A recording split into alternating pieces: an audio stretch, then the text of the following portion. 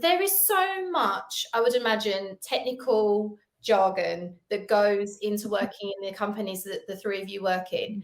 And I wonder how you go about having the confidence to ask questions so that you can learn and understand.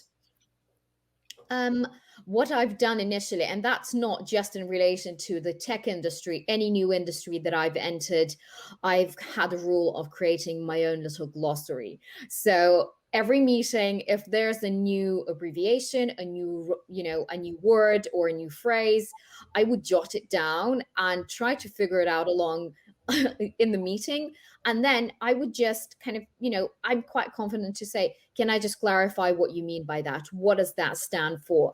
And at the end of the day, I'm there to enable the executives to do the best they can. And if I have all of the context, if I have all of the knowledge, then that goes back into me helping them, enable them to do the best they can. So yeah, I kind of have a glossary for each of the industry that I worked in. And very often those will actually, cross-check with each other. So yeah, that's my little tip.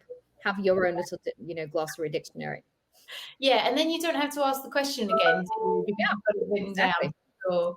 Rosie, to come to you, I wonder how you built your business acumen working at Etsy, because you've got Etsy, the company, you also work for the marketing department. So I guess there's that dual aspect where you have to learn about both. How did you go about building your knowledge? So we actually keep a company-wide glossary at Etsy, which is such an incredible tool. It's hundreds, maybe thousands of words and acronyms long. So we refer to that and add to it constantly. I also keep running lists of questions, and every time I sit down with my boss, I dedicate at least 10 minutes to asking questions like, what does this stand for? What does that mean? What are we doing with this? And then I also meet weekly with the team of executive assistants at Etsy, and we ask each other a lot of questions, especially when it's about another team's department. So we learn a lot that way. My fellow assistants are my greatest resource.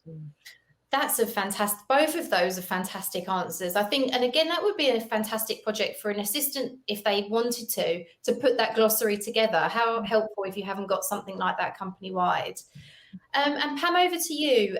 How have you developed your business acumen at YouTube? Yes. So I 100% the glossary. We have a corporate glossary as well, and the network of assistants at YouTube and Google is phenomenal. So building that network for me has been key because you have a safer place to ask questions and you can spread your questions out. So, you can pick on this person here to ask this question about engineering and this one on product and this one on marketing. So it's been, that's been super, super helpful. The other thing that I do every day is I dedicate a little bit of time in the morning to read the news, and I have some news alerts set up for my executive, for YouTube generally, for some of the top priorities that are going on for us and our partners. And so when I skim through the news, I'm actually digesting what the public would digest about us. And that really helps me to understand how our business works and some of the nuances that I might not otherwise know about. And do you feed that back to your executive? Is that something that you kind of in your service that you offer, or is he pretty much on that?